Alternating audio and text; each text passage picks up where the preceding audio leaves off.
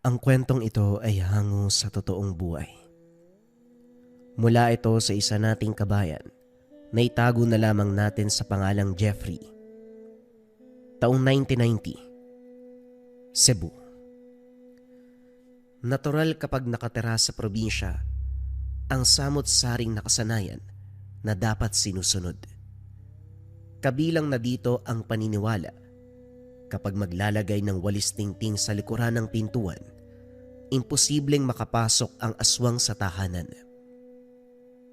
Namulat si Jeffrey sa paniniwalang ito dahil mula bata hanggang sa magkaedad, ito ang pinaka-importanteng gamit ni Lolo Igoy. Mula sa paglilinis hanggang depensa sa aswang, walis tingting ang gamit-gamit ng matanda. Pero ang nakakamangha sa lahat, ang pagsingit nito sa gamutan. Sa katunayan, isa ring albularyo si Lolo Igoy.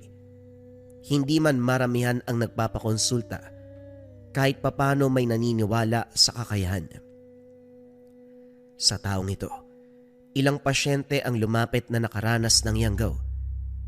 Hindi madali ang pakikipaglaban, lalo na aswang ang pinag-uusapan. Si Lolo Igoy lang din ang kinilala sa lugar na gumagamot ng yanggaw. Marami ng albularyo at manggagamot pero ang matanda ang maalam sa paglunas. Pare, ipapasa ko na sa iyo yung pasyente ko ha. Sa akin humingi ng tulong eh. Ano bang laban ko sa yanggaw? Hindi naman ganun kataas ang kalaman ko para puksain ang sumpa ng aswang. Tulungan mo naman ako. Wika ni Mang Odek. Alam mo talaga na hindi ako tatanggi sa ganyang usapin. O siya, ako nang bahala. Matapos ang usapan, tinawag si Jeffrey para ihanda ang mga gamit. Dadayo sa kabilang bayan para gamutin ang pasyente. Kagaya ng nakasanayang dalahin, bayong na pinaglagyan ng mga kagamitan at walis tingting. Tahimik na sumunod sa naon ng matanda. Mabilis ang lakad pero naalerto nang umatungal bigla. Kapag ganito na ang kilos, aasahan na may nagpaparamdam. Bagyang lumapit ang binata, kinilabutan na rin sa paligid. Kasalukuyang sumusot sa daan na nasa kalagitnaan ng kakahuyan. Bawat kaluskos na papalingon, pero kagad nagbigay ng babala si Lolo Igoy. Huwag mong pansinin. Diretsong tingin. Diyan nadadali ang karamihan dahil binibigyan pa ng atensyon eh. Hayaan mo lang ang mga yan. Lalong kinilabutan ng sabihing mga. Ibig sabihin, marami sila. Naalala ang nakaraang engkwentro kung saan nakasalubong ng ilang halimaw. Gayunpaman, medyo kampante na hindi mangyayari ang kaganapan dahil tirik pa ang araw. Para sa binata, walang aswang na maglalakas loob umatake sa ganitong oras. Pagdating sa tahanan ng pasyente, sumalubong ang may edad na lalaki. Nagpakilalang ama ng biktima. Nang masilayan, napailing na lamang si Lolo Igoy. Nakagapos sa higaan ang binata. Naglalaway. Blanko ang isipan. Nangangamoy langis ang katawan. Kinausap muna ang ama para malaman ang mga detalye. Pagkatapos nag-intay ng tamang oras para sa gagawing ritual. Saktong takip silim ng simulan. Nagpausok sa paligid. Nag-orasyon si Lolo Igoy. Walang ano-ano. Hinampas ng walis tingting ang mismong biktima. Humiyaw ng napakalakas at nagwala. Sa reaksyon pa lamang, masasabi ng nasasaktan. Inulit pa ang paggampas hanggang sa naduwal. Muling sumambit ng kataga. Inihip sa binata. Maya-maya pa sunod-sunod ang pagduwal hanggang sa merong iniluwa. Isang sisiw na kulay itim. Dali-daling tinali at pinuksa sa pamamagitan ng paglublob sa langis. Siniliban pagkatapos. Maya-maya pa ay nawalan ng malay ang biktima. Hayaan nating magpahinga ang bata. Hindi madali ang pinagdaanan niya. Kailangan maibalik ang lakas. Mag-iiwan ako ng gamot para may mainom siya sa susunod na mga araw. Dadalaw ako makalipas ang linggo para sa pagsusuri. At sa... Natigilan si Lolo Igoy nang may mapansin. Binuksan ang bintana. Dumako ang tingin sa partikular na bahagi. Hindi na abot doon ang liwanag ng solo. Pero para sa matanda, malinaw na nakikita ang nagtatagong halimaw. Dali-daling binitbit ang walis tingting. Pababa pa lamang ng hagdan bumibigkas na ng orasyon. Pagdating sa madilim na bahagi, maririnig ang paghataw ng walis. Sinundan ng mahinang angil. Maya-maya pa ay natahimik. Bumalik si Lolo Igoy na parang walang nangyari. Bago nilisan ang lugar, binalaan ang ama ng pasyente tungkol sa umaaligid na nilalang. Pagkatapos sa pasyenteng Yanggaw, dinaanan ang kakilala. Doon nagpalipas ng gabi. Sa kalagitnaan ng pagtulog ay bumangon si Jeffrey. Dito napansin ang kaluskos sa labas. Baliwala, pero ang mahinang kaluskos nauwi sa pag-angil at kalmot sa bubong. Walang pagdadalawang isip na ginising si Lolo Igoy. Naintindihan kagad ng matanda. Pero sa pagkakataong ito, salita lamang ang ginamit. Huwag kang magkakamali. Kilala kita. Kung gusto mo talaga ng gulo, magpatuloy ka dyan. Sinasabi ko, hindi kita bubuhayin. Kung mauunawaan mo ang punto ko, malaya kang umalis at hindi kita habulin. Sige, mamili ka. Lumakas ang angil. Tumindi ang kalabog sa labas. Naganda si Lolo Igoy pero sa kabutiang palad, kusang tumigil ang halimaw. Napailing na lamang ang matanda. Sinabihan ang lahat na bumalik sa pagtulog. Kinaumagahan habang nagsasalo sapag, may matandang lalaki na biglang lumapit. Nakadungaw sa bintana, diretso ang tingin kay Lolo Igoy. Magandang araw, pare. Sino sila? Anong may tutulong namin? Tanong ni Mang Karyon. Pinukaw ang atensyon ng matanda. Pero kay Lolo Igoy ito nakatingin. Ikaw si Igoy, tama. Tulungan mo ang apo ko. Dinukot siya. Hindi ko kilala kung sino sila, pero sigurado kong may lahing aswang. Pakiusap. Wala na ako ibang malalapitan kung hindi ikaw lang. Natigil ang agahan. Ito ang inasikaso ni Lolo Igoy. Kinausap ang matanda. Nakinig sa pagsalaysay sa kaganapan. Nang magkalinawan, kagad sumama pabalik sa tahanan nito. Sinuri ang paligid. Kinausap ang mga kapitbahay sa nakitang pangyayari. Ang sabi naglalaro lamang ang mga bata nang biglang may lumapit na kalalakihan. Kampante nung una dahil nakipag-usap, namigay pa ng pagkain, nakipaglaro. Makaraan ng ilang sandali, nagulantang ang lahat sa sigawan at takbuhan ng mga kabataan. Nakatakas ang karamihan, dinukot ang iilan. Naidulog sa otoridad ang pangyayari pero para kay Mang Karyon, walang magagawa ang pulisya. Dahil ang mga ito may lahing aswang. Siguradong sigurado ang matanda. Pinanghawakan ang paniniwala. Mahihirapan tayong hanapin dahil kahit saang banda, wala namang naiwang bakas. Huwag ka mag-alala. Gagawa natin ang paraan. Kung tama ang hinuwa mo sa sitwasyong ito, kailangan natin ng mabisang paraan dahil hindi lang isang bata ang dinukot. Nakikiusap ako. Gawin mo ang lahat para mahanap ang mga bata.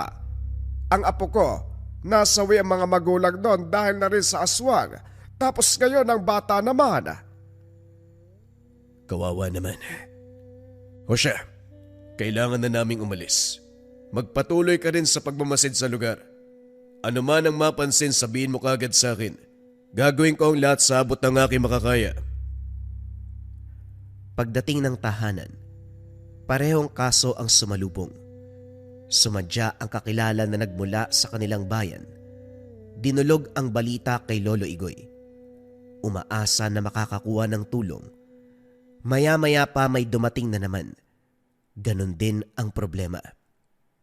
Napailing na lamang, hindi na sana ganito kaseryoso ang pangyayari. Iba-iba man ang lugar na inatake, masasabing iisang grupo ang kalaban. Pandurukot ng kabataan ang punto. Hindi direktang nangako dahil kahit si Lolo Igoy, hindi sigurado kung malulutas ang problema. Ang hawak niya lamang ay ang sinabi ng pamilya. Pagsapit ng hapon, tinulungan ang lolo sa paghagilap ng halamang gamot. Nauna sa pag-uwi si Lolo Igoy. Naiwan sa gubat si Jeffrey. Tutok ang atensyon sa paghimay ng dahon hanggang sa naagaw ang pansin. Mula sa tahanan maririnig ang pag-angil. Inihanda ng binata ang patalim. Dahan-dahang lumapit sa kinaroroonan. Sa pag-intindi sa ingay, para itong ligaw na hayop, nagkalat ang bitag sa paligid gawa ng mga ngaso. Sa ideyang ito, hindi maiwasang matuwa dahil kilala ang mga ngaso kaya walang problema kung papakialaman. Subalit natigilan dahil hindi ligaw na hayop ang natagpuan, kung hindi isang uri ng aswang. Butot balat ang katawan, maitim, nangangamoy, may hahalin tulad sa baboy ang muka. Halimaw ang itsura, ito ang tinatawag na aswang ng kalibunan. Ang kalibunan, terminong Bisaya na tumutukoy sa kagubatan, aswang sa kalibunan dahil sa ugat lamang ito matatagpuan. Nagtataka si Jeffrey dahil tirik pa ang araw pero may aswang na lumabas. Sugatan ang tagiliran nito kung kaya't walang tigil sa pagdaing. Nagtago ito ng mabuti. Pinagmasdan ng kilos pero nang makita ang sisiw, walang pagdadalawang isip na nilisa ng binata ang lugar. Ayon sa paniniwala, isa sa pinakamahalagang bagay ng aswang ang sisiw. Ito ang nagsisilbing kinakargahan ng sumpa para makapangyanggaw. Kaya nang makita, hindi nagsayang ng oras para umalis. Ibinalita kay Lolo Igoy ang nangyari. Binalikan ng gubat. May naabutang bakas ng dugo sa lupa at sa mga halaman, pero hindi matagpuan ang lungga dahil ang huling patak ng dugo pakyat na sa puno. Panahon na naman ng mga nilalang. Mula sa pandurukot, meron na naman dito. Ay nako, kapag oras ng pananalasa nila, magsasabay-sabay talaga. Magsasabay-sabay? Paano kung iisa lang yung lahing to? Malay natin yun ng dukot aswang na kalibunan. Tapos yung nakita ko isa sa kanila. Posible naman ng ganun, di ba? Malay natin. Kahit yung ginamot ko nung nakaraan, aswang sa kalibunan ang yumanggaw. Kung tama ka, isa lang ang kalaban natin. Ay nako, magbadali ka na dyan. May pupuntahan pa tayo. Muling binisita ang huling pasyente. Sa kabutiang palad tuluyan itong gumaling. Ang problema nga lang, nagrereklamo na bumalik ang aswang. Kahit ang ama nagsumbong na meron pa ring umaaligid. Dagdag pa nito, hindi naman nakakalapit sa tahanan dahil sa pangontra. Gayon pa man nakakabahala ang presensya. Sinuri ni Lolo Igoy ang lugar. Kahit saang banda may naaamoy. Mga tira-tirang samyo na naiwan sa paligid. Ilang sandali pa may huni ng sisiw. Sa tunog pa lang, alam na ng albularyo kung anong klase. Nang mahanap, walang pagdadalawang isip na hinataw ng walis. Sinabayan pa ng pagsambit ng dasal. Napatitig si Jeffrey. Napapaisip kung ano nga ba talaga ang meron sa walis tingting. Hindi ito maiwan-iwan ng lolo. Kaagapay sa panggagamot, sa pagpuksa ng aswang, maging sa sisiw na may karga ng sumpa. Kitang-kita kung paanong naglupasay habang hinahataw ng walis. Hindi dahil malakas ang paghampas o maliit lamang ang sisiw, sadyang may kakaiba. Maliban pa riyan, tumagal ng ilang minuto ang munting hayop bago binawian ng buhay. Dinala ang sisiw, maayos na nakaselyo sa isang garapon. Ayon kay Lolo Igoy, sa ganitong paraan pwedeng malaman kung sino ang aswang. Nilapatan ito ng orasyon at isinailalim sa ritual. Paano po malalaman kung sino yung may-ari? Patay na ho yan eh. Patay man o buhay, hahanapin ng aswang ang pagmamay-ari niya. Magantay ka lang. Darating din ang araw, makikilala natin kung sino ang kalaban. Nang mga sumunod na sandali, naging abala ang maglolo sa paghahanap sa mandurukot. Bumalik si Mang Teban para ibalita ang bagong natuklasan. Umaaligid sa kabilang sityo ang ilan sa kalalakian. May batang dinagit. Nauna ang kapulisan pagdating sa lugar. Nagtanong-tanong, nag-imbestiga. Kaso nga lang madaling tinapos at pinagpalagay na katulad lamang ng ordinaryong dukutan. Ito naman ang pinaniwalaan ng karamihan. Hindi ako pwedeng magkamali.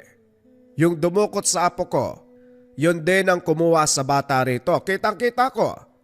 Hindi pa ako masyadong matanda para maisa ng sariling paningin. Naniniwala ako sa'yo. May naaamoy akong samyo ng aswang sa lugar. Ang problema nga lang, hindi pa natin alam kung saan nagtatago. May iilang rason kung bakit nang dukot ang mga bata. Una, para makaraos sa tawag ng sikmura.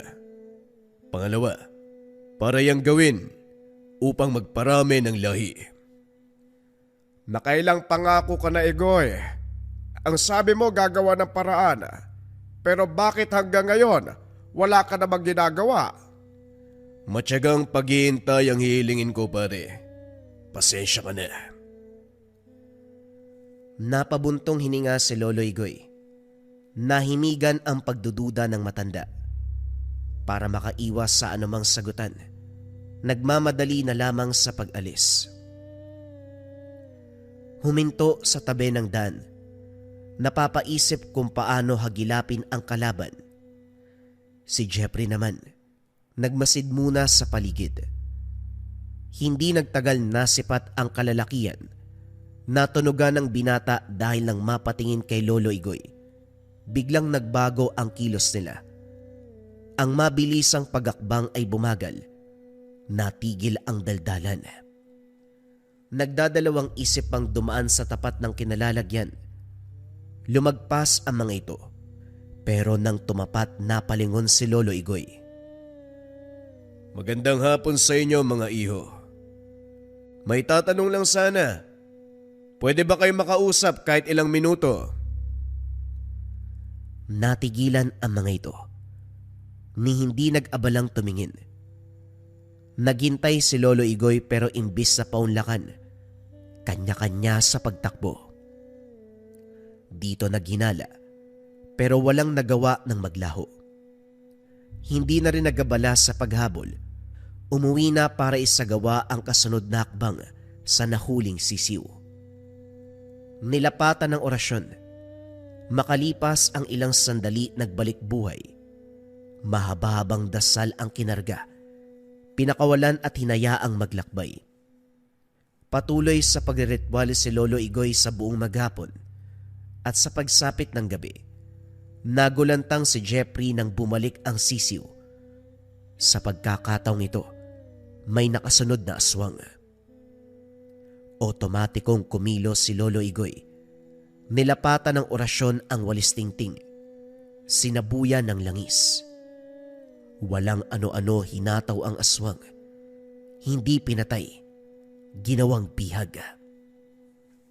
Sa napapansin ni Jeffrey, nasa ilalim ng orasyon ni Lolo Igoy ang halimaw. Ano man ang tanong nito, kagad na sinasagot. Hindi naglaon binunyag ang tungkol sa pagkatao. Dito na rin natunton ang kinaroroonan ng mga batang dinukot. Habang pinuntahan ng matanda, si Jeffrey ang naiwan sa aswang. Anyong tao naman, kaso nga lang hindi pa rin maiwasang matakot. Huwag ka matakot sa akin. Nakikita mo naman, di ba? Ang itsura ko ngayon ay tao. Hindi matatakpan ang itsurang yan ng pagiging aswang mo. Umamin ka nga. Anong ginawa niyo sa mga bata? Bakit kayo nandukot? Katulad ka rin ng lolo mong palatanong. Sinabi ko na ang lahat sa matanda. Huwag mo nang ulitin ang pagtatanong. Pakawalan mo ko rito. Ikakatuwa ko pa ang bagay na yan. Malinaw ang sinabi ni Lolo. Hindi ka pwedeng pakawalan. Iyo, hindi ako ang kalaban dito. Oo, miyembro ko ng angkan na nandudukot ng mga kabataan. Pero hindi nangangahulugan na ako lang ang may kasalanan. Huwag niyo akong ikulong na parang ako ang pasimuno sa lahat na nangyari. Utusan lang din ako. Ibinaling ni Jeffrey ang pansin sa ibang bagay. Hindi nais pakinggan ang sinabi ng aswang dahil kapag nagkataon ay pwedeng malinlang. Sa katunayan, ito ang aswang sa kalibunan na natagpuan nung nakaraan. Tumugma lahat ng hinala dahil kasabot ito sa grupong nandukot. Habang binabantayan, hindi matigil sa pangungumbinsi. Gustong-gustong makawala. Kung ano-anong panghikayat para lang pakawalan, kaso hindi pinakinggan ng binata. Hinayaan itong magsalita ng magsalita. Nang mapagod kusa ring huminto. Sa oras ng kainan, nagdadalawang isip bigyan ng pagkain. Bili ni Lolo Igoy pakainin ito. Sinagot ang matanda, pwede namang gutumin dahil kalaban. Kaso mas mainam na manatiling buhay para magamit pa sa susunod na akbang. Dahil dito, walang nagawa kung hindi pakainin. Isang kamay lamang ang kinalagan. Mahihimigan ang kagustuhang makatakas. Pero dahil sa bitbit na walis tingting, napilitang hindi gumawa ng anumang kilos. Ginawa rin itong katuwaan ni Jeffrey. Pinaramdam ang takot sa pamamagitan ng paghataw ng walis. Maya-maya pa, napatanong. Bakit ba kayo natatakot sa walis tingting? Akala ko kaming mga bata lang ang natatakot kapag ginagamit to eh. Lalo na kapag galit yung nanay. Kung tutusin, kayang-kaya naman yung sakit nito eh. Pero bakit parang halos ikamatay nyo? Nakatira ka kasama ang albularyo. Pero wala kang alam sa lihim na karunungan. Nagpapatawa ka ba? Napabuntong hininga si Jeffrey. Binalik sa pagkakagapos. Maya-maya pa ay sumapit na ang gabi. Hindi may tago ng binata ang pangamba. Gabi na at may kasamang aswang. Mas delikado ang nilalang kapag ganitong oras. Panay silip sa labas.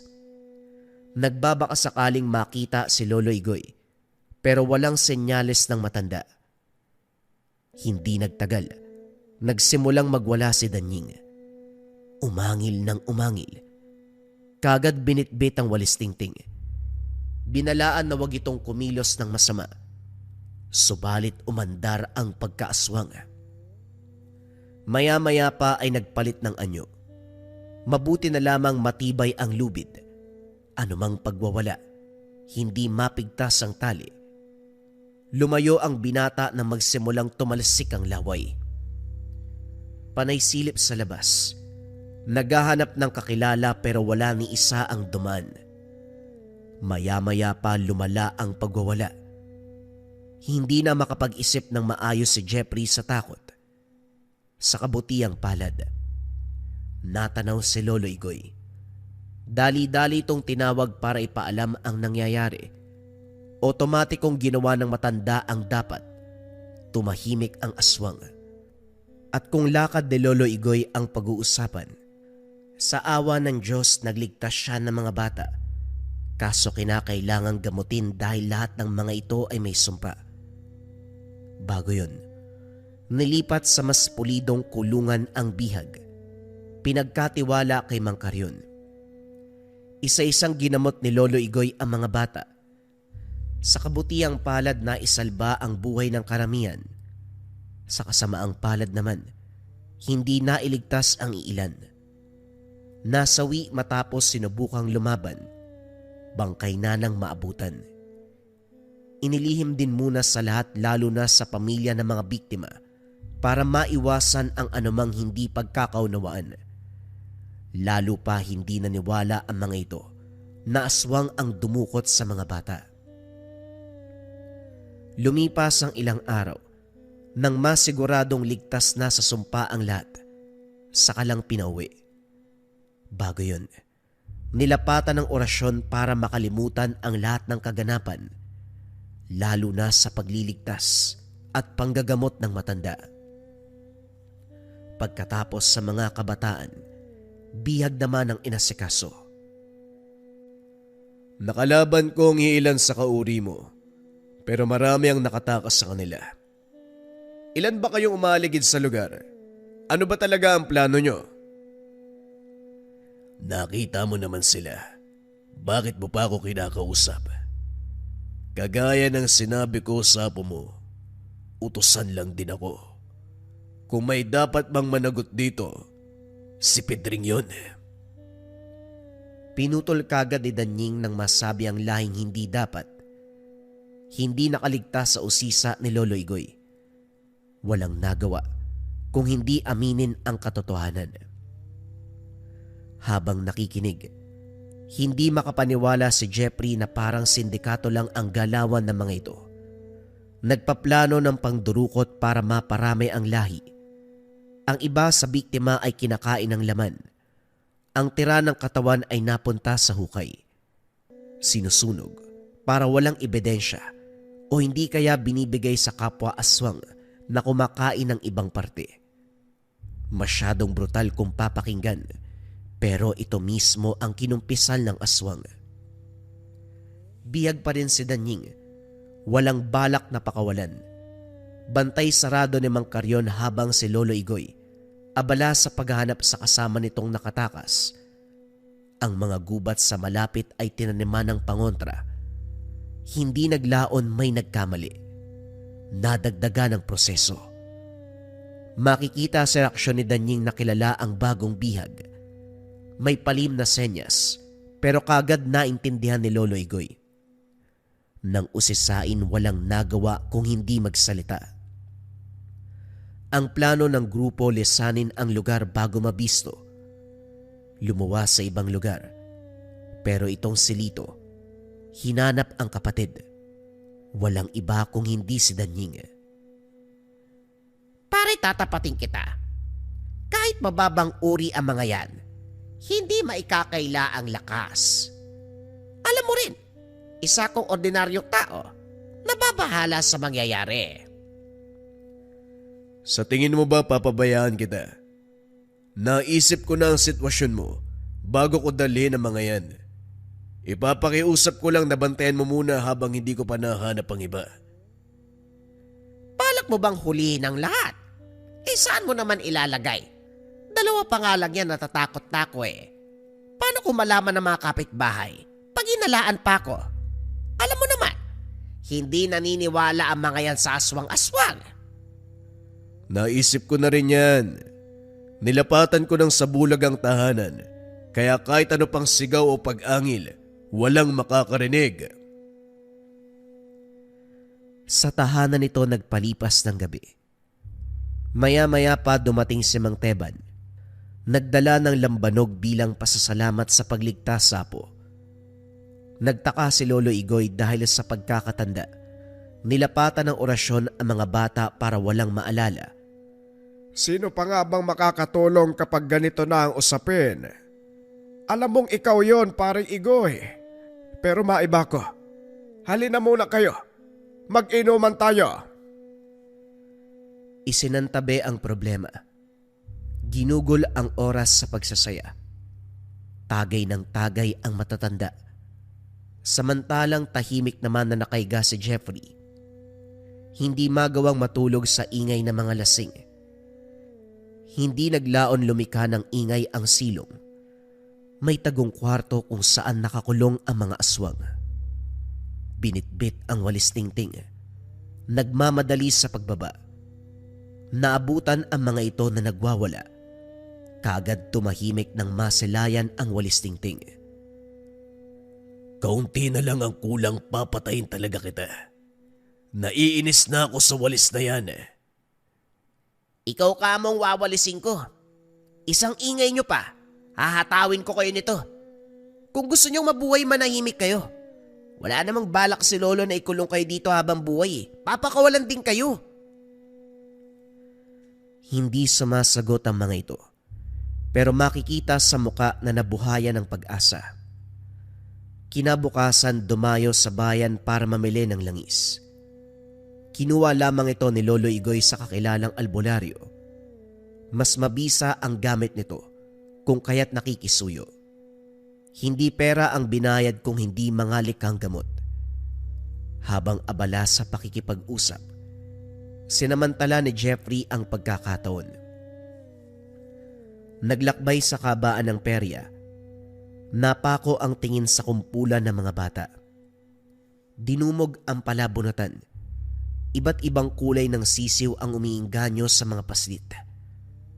Napailing si Jeffrey dahil naalala ang itim na sisiw na merong kargang sumpa. Kagad winaksi. Nagpatuloy sa paglalakad pero sa hindi malamang dahilan, muli siyang bumalik sa lugar.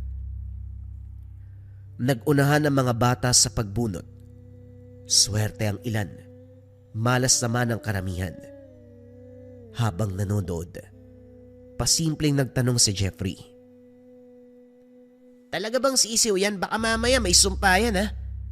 Mga bata pa ang punteriya. Kaawaan mo naman kuya. Hindi malaman ng binata kung saan humugot ng lakas para sabihin ang bagay na ito. Naitikom ang bibig nang tumitig ang lalaki. Pagkuway ngumiti, tinuring na biro ang sinambit. Hindi nagtagal tinigil ng lalaki ang palabunutan. Nagdahilan na lilipat ng pwesto. Hindi to masyadong pinuna ni Jeffrey. Bumalik na rin sa tagpuan nila ni Lolo Igoy. Pagdating siya na lang din ang inaantay ng matanda. Nang lalakad na, natigilan ng napunit ang supot. Kitang-kita nila. Umaapaw ang langis sa biglang kumulo. Nang maunawaan ang nangyayari, nagmamadali silang nagtungo sa perya. Kaso hindi magilap ang lalaking nagpabunot ng sisiw. Umalis na ito sa lugar. Pagbalik ng tahanan, kagad inosisa ang magkapatid na bihag. Si Lito ang kaliwat kanan na tinatanong. Ang problema ay walang ideya. Hindi masyadong malapit sa tinatawag nila na pedring. Dahil nababahala sa kaganapan, nilapatan ng orasyon ang mga sisiw. Hinayaan na makaalis sa lugar. Lolo, anong mangyayari dun sa mga sisiw? Baka magkaroon ng malaking problema. Maghintay ka lang. Bukas o sa makalawa, malalaman natin ang resulta. Sa ngayon, tulungan mo kong kilalanin ang mga batang nakabunot ng sisiw. Delikado ang lagay nila. Nilibot ang perya. Kinilala ni Jeffrey ang bawat batang nakita. Sa kabutihang palad may dalawang namukaan. Kagad tinanong kung nasa ng sisiw. Pero nakakakilabot na sagot ang tinugon. Ayon sa mga bata, habang pauwi biglang nawala sa sariling pag-iisip. Ang naaalala na lamang, kusang pagpasok ng sisiw sa kani-kanilang bibig. Kung hindi ginamitan ng orasyon ni Lolo Igoy, hindi rin makakapagsalita ang mga ito. Sa puwersa ng sumpa, pinipigilan ang tao na umamin.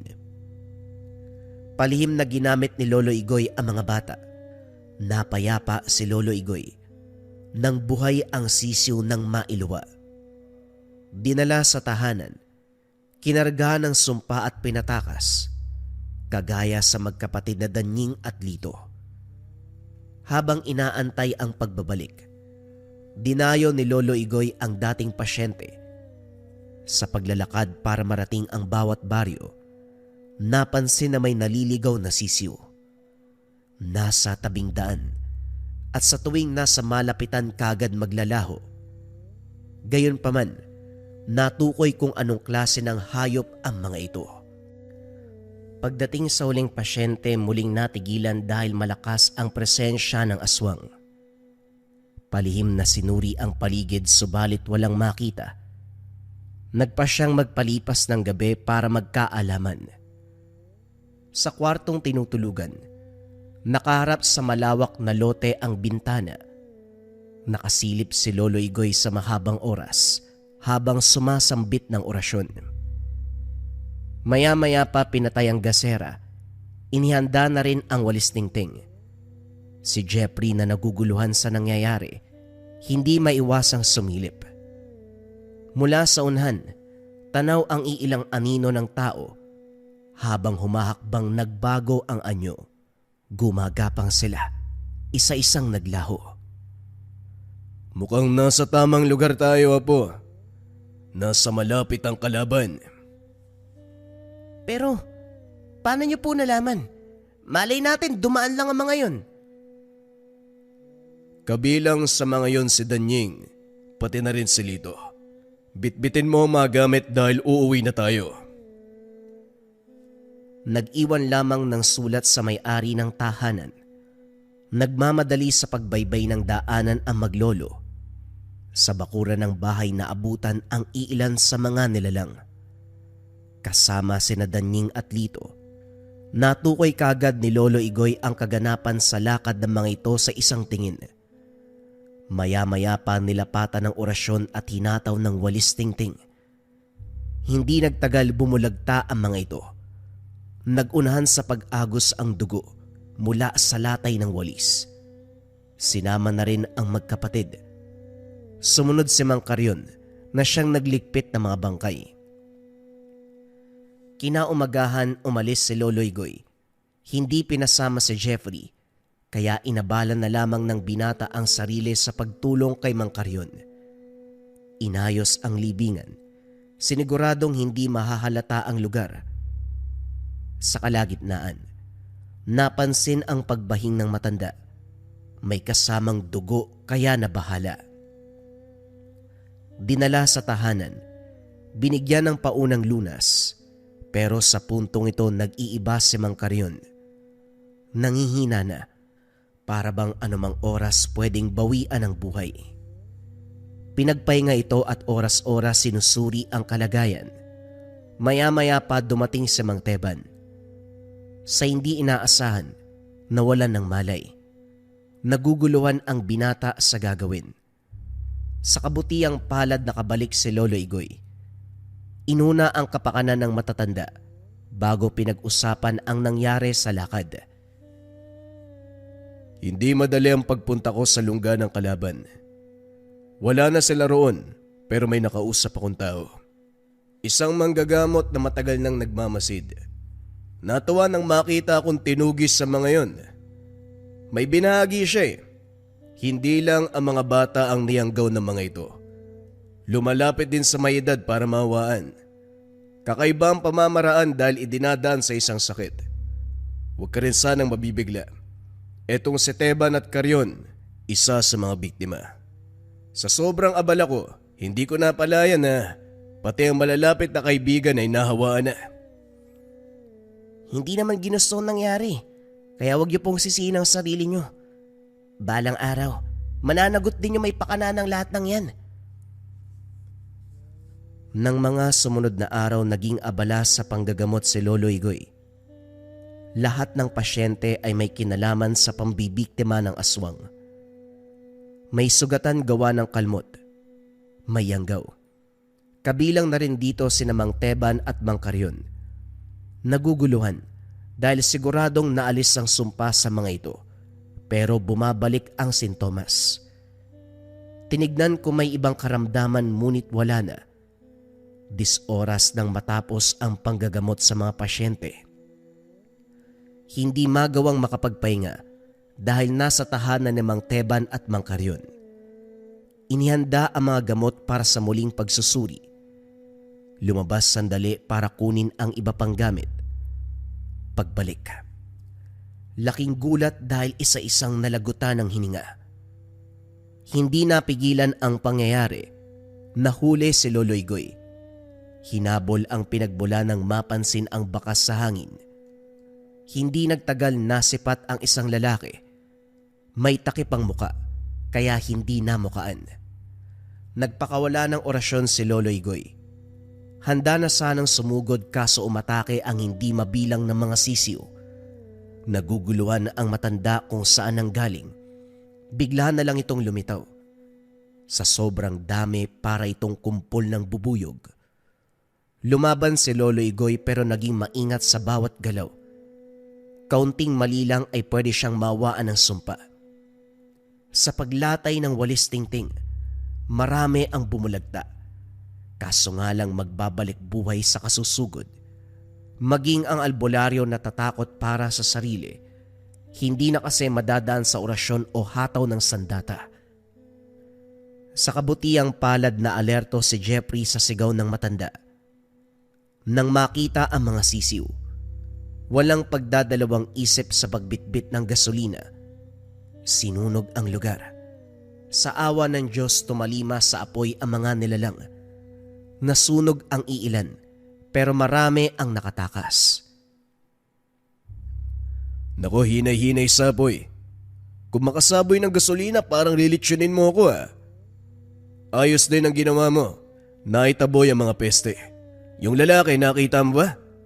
Hindi po Sigaw niyo lang ang narinig ko. Kung hindi ko pa nakilala ang boses niyo, hindi ako sasaklolo. Sino po ba ang lalaki? Sino pa nga ba? Ang aswang na amo ng mga sisiw. Sa tagal kong pakikipagsapalaran sa mga aswang, ngayon lang nakasalubong ng ganito. Sobrang dami ng sisiw ng lalaking yun. Nga ho pala, sina Mang Teban at Mang Karyon, hindi na po gumalaw. Naalala ni Igoy ang mga kaibigan ng banggitin ni Jeffrey. Nagmamadali sa pag-uwi ang dalawa. Walang nagawa. Sumakabilang buhay na ang mga ito. Naasikaso kagad ang mga katawan, kaya sinagawa na ang lamay. Habang nakatitig sa mga kabaong, lumapit ang apo ni Mang Teban. Ito ang bata na dating dinukot. Hindi inasahang makakakuha ng impormasyon sa paslit. Ang sabi niya bago magkaganon ang matanda, may nakausap itong lalaki. Sa kabila ng takip sa muka, nakilala pa rin. Ito ang nakita doon sa lugar kung saan dinala matapos madukot. Dagdag pa ng bata, marami sila. Tinakot ang lahat na gagawing halimaw. Hindi ito napansin ni Lolo Igoy nung unang pumunta sa lugar dahil nagsimula kagad ang labanan nang makita siya ng mga aswang. Sa parte naman ni Mang Karyon, walang nakapagsabi dahil wala itong pamilya. Ang napansin na lamang ni Jeffrey ang pinagbatayan. Bumalik ang maglolo sa kabilang bayan, nakiusap sa kakilala na doon magpalipas ng gabi. Ito ang lugar kung saan nasipat sina Danying at Lito. Habang nag-aantay, naunawaan ng may-ari ng bahay ang kilos, kaya naman ito na mismo ang nagsabi. Lolo Igoy, matagal na po tayo magkakilala. Ilang ulit na rin po kayong dumalaw dito sa amin kaya kahit papano, nakabisado ko na ang kilos nyo. Sa galaw nyong yan, masasabi ko may hinahanap kayo. Tungkol po ba ito sa aswang na dumudukot ang mga bata? Tama ka, Byron. Paano mo nalaman? May nakuha na ba sa lugar na ito? Wala po. Hindi naman nananalo ng kapitbahay ang mga aswang Pasensya na po kayo kung ngayon ko lang sinabi Ayoko mangialam, madadamay ang pamilya ko Kilala ko po si Pedring. Kung narinig niyo ang pangalang yan, siya ang pangulo ng grupo. Bagong lipat nga lang yan dito Pero hindi ko na makita magmula nung nakaraang linggo. bago tinuro ang tahanan. Pinaliwanag ni Byron ang sariling karanasan. Minsan ang nakasalubong pero dahil may takip sa muka, hindi makilala ang itsura. May ilang buwan na ito sa lugar. Sa napapansin ng binata madalas sa gubat at may iba pang kasama. Bukod dito, may namataang sisiw. Minsan sumusunod dito habang naglalakad. Kinalibutan nung una dahil sa mismong harapan ay naglaho. Binaliwala. Hindi nakialam sa takot na may mangyaring masama sa sarili at sa pamilya. Naunawaan ni Lolo Igoy ang punto ni Byron. Matapos makapagpasalamat, nagpaalam na rin na lumipat ng ibang tahanan. Hindi nais pang madamay. Habang naghihintay kung kailan magkakatao sa kabilang bahay, napansin ni Jeffrey ang pagiging aligaga ni Lolo Igoy. Garahe ang tinuluyan na maraming nakatambak na galon ng gasolina. Inihahanda ito ng matanda. Binudburan na rin ng langis ang walis tingting. Nilapatan ng dasal. Sumambit ng kargadong proteksyon sa hangin. Lo, paalala lang po Huwag kayo magmamadali sa pagsindi ng posporo. Talagang matutusta tayo dito. Huwag ka mag-alala. Kung may masusunog man, ang kalaban yun. Hindi tayo. Hindi na nakialam si Jeffrey. Masyadong seryoso ang matanda sa mga sumunod na sandali. Ilang sandali pa, umilaw ang kabilang tahanan, pabor sa plano dahil nasa kalagitnaan ng bakanteng lote. Gubat na sa unahan at malayo ang mga bahay. Pasimpleng lumabas si Lolo Igoy. Isa-isang binuhos ang laman ng galon sa daanan. Bumalik ito. Sinimulan ang isang ritual. Katahimikan ang bumalot sa paligid. Habang abala si Lolo Igoy, nakatutok naman ang atensyon ni Jeffrey sa kabilang tahanan. Maya-maya pa may dumating na iilang tao. Lumilingon pa bago pumasok. Naalerto ng masipat ang isa. Papalapit sa kinaroroonan nila. Napansin na rin ito ni Lolo Igoy. Pasimpleng pumwesto sa likuran ng pintuan. Nang makapasok, sinakal, idiniin ang walis tingting sa muka. Maya-maya pa ay bumulagta. Nalagutan ng hininga hindi dahil sa pagkakasakal, kung hindi sa walis. Dahil dito natulala na lamang si Jeffrey. Humanda ka dahil hindi magtatagal. Matutunogan ng mga kasamahan ang pagkawala nito. Sa oras na mangyari yun, mapapasabak tayo sa laban. Ito ang sayo. Napatitig si Jeffrey nang mag-abot ng isa pang walis tingting ang matanda. Hindi makapag-isip ng maayos dahil sa takot sa sinabi nitong mapapalaban sa aswang. Anong gagawin ko? Magwawalis? Pwede rin. Walisin mo ang sino mang lalapit sa'yo. Nauna sa paglabas ang matanda.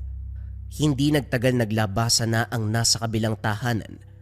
Nang mapagtantong may kalaban, otomatikong nagpalit ng anyo bilang aswang.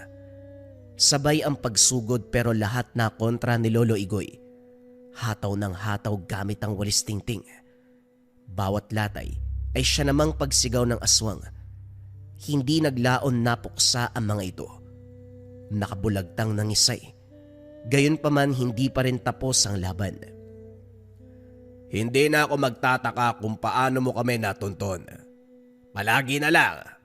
Sa dati kong nilipatan may nanggugulo din na albularyo. Tapos dito meron din ikaw naman. Ang kaibahan nga lang, anting-anting o medalyon ang gamit nila. Pero sa'yo, walis tingting. Kakagaling mo lang siguro sa pagwawalis doon sa barangay, ano? Wika ng lalaki. Nagawa pang kutsain si Lolo Igoy.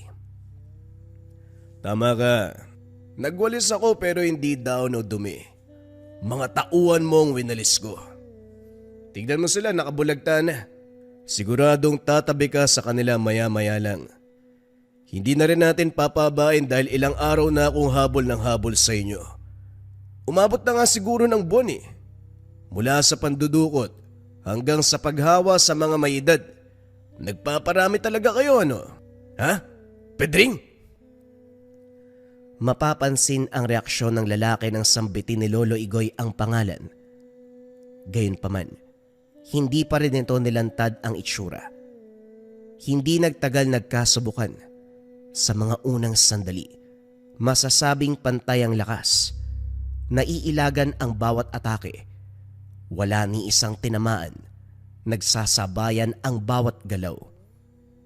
Kahit si Lolo Igoy ay napapailing, hindi ganito ang inasahan mula sa isang mababang uri ng aswang na para bang nagmula rin sa mas mataas na angkan. Nagpatuloy ang laban. Naging alerto naman sa lahat ng oras.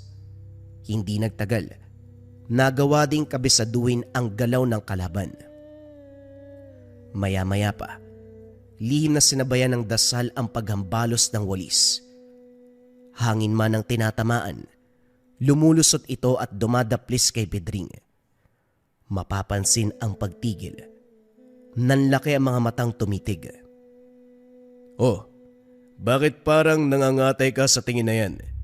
Hindi mo inasahan ano? Sinamahan ng panunodyo ni Lolo Igoy para mangibabaw ang galit. Gagamitin ang emosyon ng kalaban para talunin ito. Ito nga ang nangyari. Nagalit at basta umatake ang aswang. Malaki ang pagkakangisi ng matanda. Bumuelo at hindi pinatawad. Hinambalos ng paulit-ulit. Nanlaban pero pasuray-suray na lamang. Walang nagawa ng unahin sa paghagupit ang dibdib at muka. Maya-maya pa natanggal ang takip, pero hindi pa rin mamukaan ang lala ng pagkakalatay. Sugat at dugo ang sumakop sa muka. Umalingaw-ngaw ang daing nito. Gumapang, nagbabaka sakaling makatakas pero bantay sarado ni Lolo Igoy. Nang bahagyang makalayo, muling hinataw ng walis. Halos maputol ang binte sa lala ng sugat. Wakwak na rin ang tiyan. Tambad ang laman pero nananatili pa ring buhay. Mas matindi ka pa sa masamang damo. Ang tagal mong malagutan ng hininga. Sabihin mo nga, may mga kasama ka pa ba? May kikitain ka pa ba sa mga susunod na oras? Sabay-sabay na kayo. Sa kabila ng pagtatanong, hindi na sumagot si Pedring. Nagingalo. Dahan-dahang nalagutan ng buhay. Matapos lapatan ng orasyon, sinimula ng pagsusunog. Sa loob ng garahe sinilaban. Balak pagmukaing aksidente ang nangyari. Habang pinapanood sa malayo, patuloy pa rin sa pagsambit ng orasyon si Lolo Igoy. Matagal na tapos, namalaya na lamang nagsimula ng sumikat ang araw. Saktong naging abo ang lahat. Pag-uwi ng tahanan, buntong hininga ang pinakawalan ni Lolo Igoy. Nagdarasal habang nakatingala sa langit. Pagkatapos, tuwang-tuwa na pumasok ng bahay. Alam mo, wala akong karapatan dahil namatay si Carrion at Teban. Kaso hindi ko mapigilan dahil sa kabila ng lahat, napuksa na din natin ang aswang. Biruin mo, ang dami na mga yun pero nagawan pa rin ang paraan. Matapang po kasi kay Lolo at isa pa. Hindi lang para sa paglinis sa bakuran ng walis tingting nyo. Nililinis din maging ang nagkalat ng mga aswang. Ganun man karami, naliligpit pa rin. Napakatindi. Kung titignan, ordinaryo lang yung mga yan eh. Ngumiti lang si Lolo Igoy. Pumasok na sa silid. Kahit sa pagpapahinga, dala pa rin ang walis tingting. Nang makapag-isa si Jeffrey, hindi pa rin mawala sa isip ang hiwagang bumabalot sa walis tingting. Marami na ang nangyari. Sa gamutan man o sa pagpuksa ng aswang, ito ang tanging panlaban ng lahat. Magtatanong lang po sana ako pero hindi naman sasagot si Lolo. Hayaan ko na nga lang. Baka balang araw malaman ko rin eh. Ibabalik na lang kita dyan. Alam kong dyan ka kinuha ni Lolo. Kausap ng binata ang walis tingting na inabot ng matanda kanina sa labanan. Ito ang walis na ilang taon nang nakalagay sa likuran ng pintuan na ayon kay Lolo Igoy, walang nilalang na makakapasok. Napatunayan na ang bisa nito. Ilang nilalang at elemento na ang pinatay. Ang isang napakalakas na tangan, ang walis tingting ng albularyo.